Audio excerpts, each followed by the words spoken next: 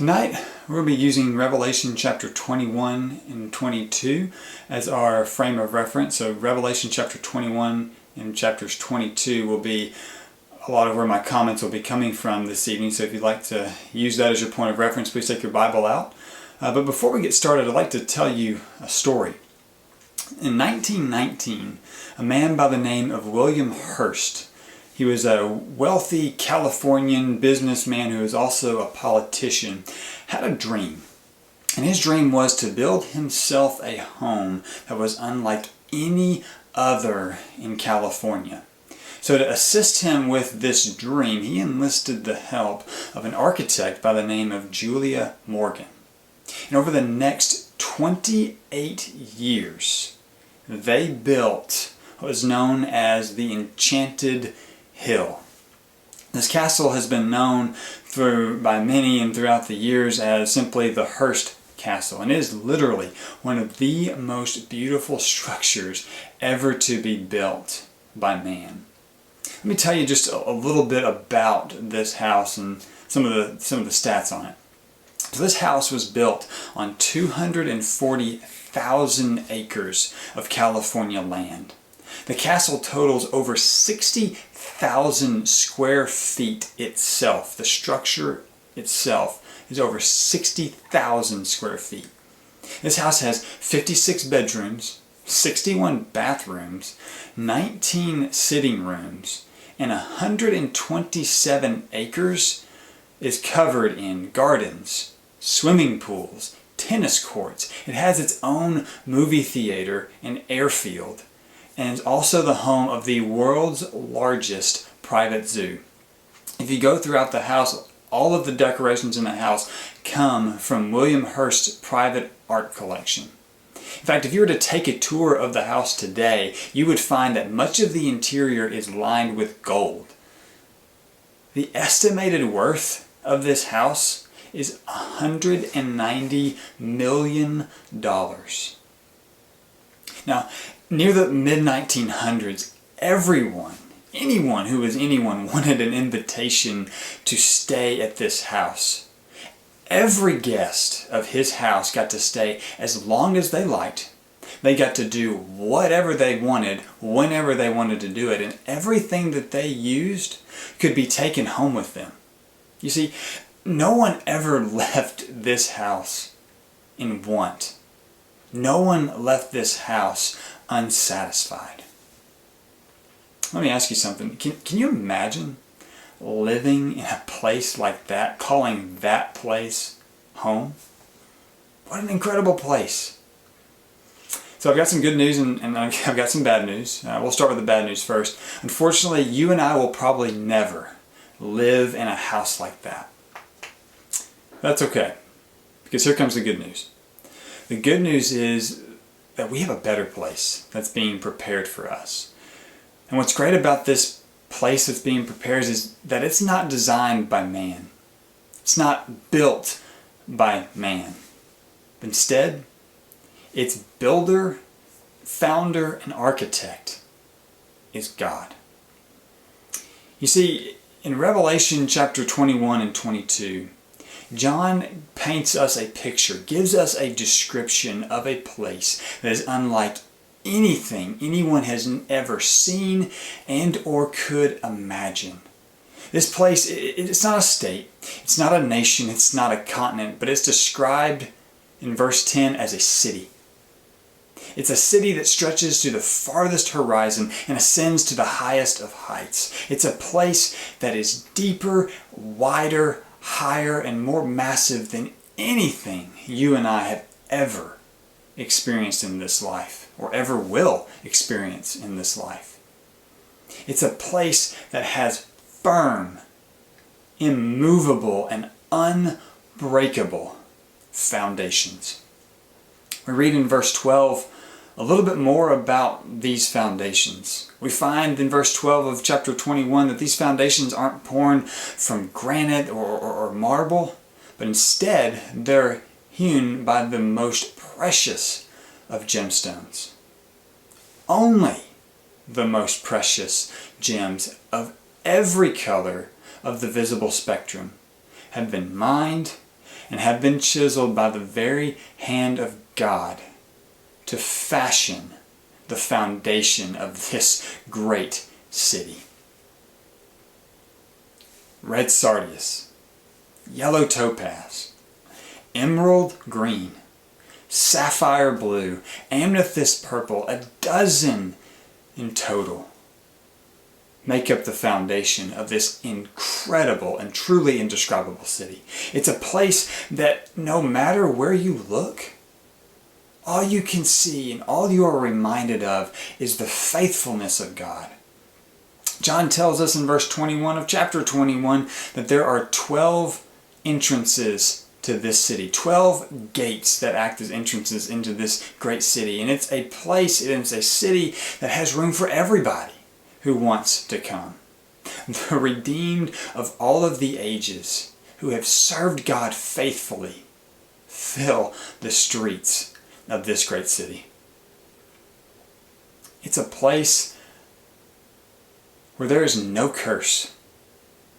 In this place there is no sweat, no sorrow, no tears, no funerals, no hospitals, no COVID-19, no influenza. There's no cemeteries, there's no clocks, there's no calendars, there's no deadlines, there's no thorns, there's no thistles. There are no sin involved in this place. There is no sin. It is a land of truly incorruptible paths. Verse 21 continues to tell us what lines the city streets. Its pavements and its pathways are cobbled with gold. Every street leads home to the throne of God. And as such, no one gets lost in this city. No one gets turned around. There's no need for GPS in this city. Everywhere you look, service is habitual. Everywhere you look around, the fruit of the Spirit is not only evident and seen, but it overflows. As John describes in verses 23 through 26 of chapter 21, it is a place that is filled with life. It is filled with light. Yet there's no sun, there's no moon, and there is no night. Nothing in heaven will be dark. You know why? Because the glory of God and the Lamb are the only light in heaven. And it's the only light that it will ever need. John tells us that this city is God the Almighty and the Lamb's residence. They sanctify it and they make it a holy and set apart place just by their presence. In verse 22, we read that there's no need for a temple in this great city. Do you know why?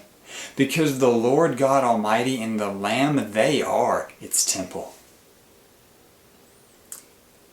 This is a place where the thoughts and the affections of its occupants are always God-centered and always God-blessed. Because every inhabitant of this great city has God's name written on their foreheads. Let me ask you a question. Is this a place that you want to go? Is this city, is heaven, a place that you think about? Is it a place that you long for?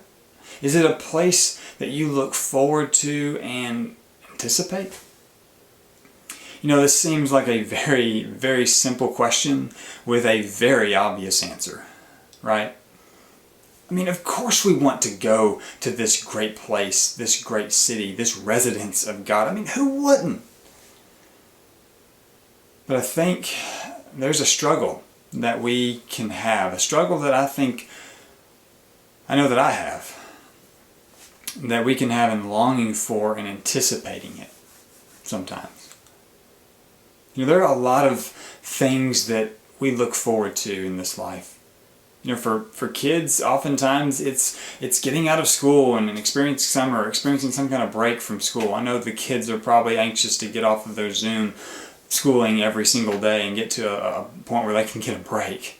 For adults, we look forward to going to vacation. And when we look forward to these things, we often think about it. We plan for it. We mark it on our calendars. We oftentimes we even have a countdown on our phone. We count down the days. So many times we're so excited about this vacation or this break that we tell people about it. We tell people how much we're looking forward to it and where we're going and when we're going and what we're going to do when we're there. We're thrilled when that day finally arrives, when we can do what we set out to do.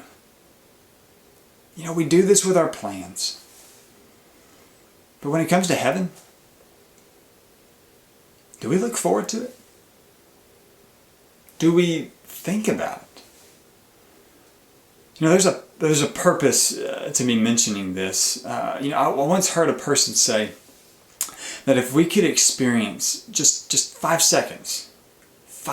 seconds of heaven, it would be enough. It would be enough to get us there because we could see it with our own eyes, experience through our own sight. But what we often don't realize is what John is describing for us in Revelation chapter 21 and 22. That is our 5 seconds. That is our glimpse of what is truly being prepared for us. And that description should give us this overwhelming sense of hope. Hope that what we're doing here and the life that we live here is not all that there is, that there is something truly greater, grander, and bigger and better that is being planned for us. And this hope should cause an action in us. It should cause a change in our habits, a change in our speech, a change in our plans, a change in our actions. Why? Because when we look at this glimpse, when we catch a glimpse of this place, we want to do everything we can to get to this place. Not necessarily because of what the city contains or how it's built, but because of the builder of that city and who occupies that city. A couple of years ago, when Brittany and I first got married, we had the opportunity to actually build our own house. It was our first house. We had a chance to actually build it and actually put the things that we wanted to in it. And so we built it to have everything that we wanted to have. We wanted to have an open floor plan. It had a pretty big kitchen, had a fireplace, hardwood floors. Our backyard was fenced in. It had everything that we wanted at the time. It was a place that I really looked forward to coming home to after work. But the longer we owned that house, the more I came home to it, I began to realize that the real reason that I looked forward to coming home wasn't anything to do with the house. It wasn't the hardwood floors, it wasn't the big backyard, the fenced-in backyard, or the fireplace, or the open floor plan. Those were cool and everything, but that wasn't the reason why I looked forward to coming home. See, the real reason why I looked forward to coming home was because my wife was there. Was because Brittany was there. Simply put, without her, that place that I described it's just a house. But what makes that house a home is her. It's my wife. It's a place that I can call home. A place that I want to go to every day. A place that I long for and look forward to coming home to. You know, what makes heaven so great isn't the streets that are paved with gold. It's not the foundation of the city. It's not the tree of life. See, what makes that city so great, what makes heaven so worthwhile, is that God's there. Because you see, if God's not there, it's not heaven. But if God is there, not only is it heaven, but it's a place where I want to be. And not just a place that I want to be, it's a place that I have to be. Why? Because He's there. You know, we sing a song called There Is a Habitation. And this song has a description almost straight from Revelation chapter 21 and 22 of this place we call Zion. And after every single verse, we sing the same chorus that says this.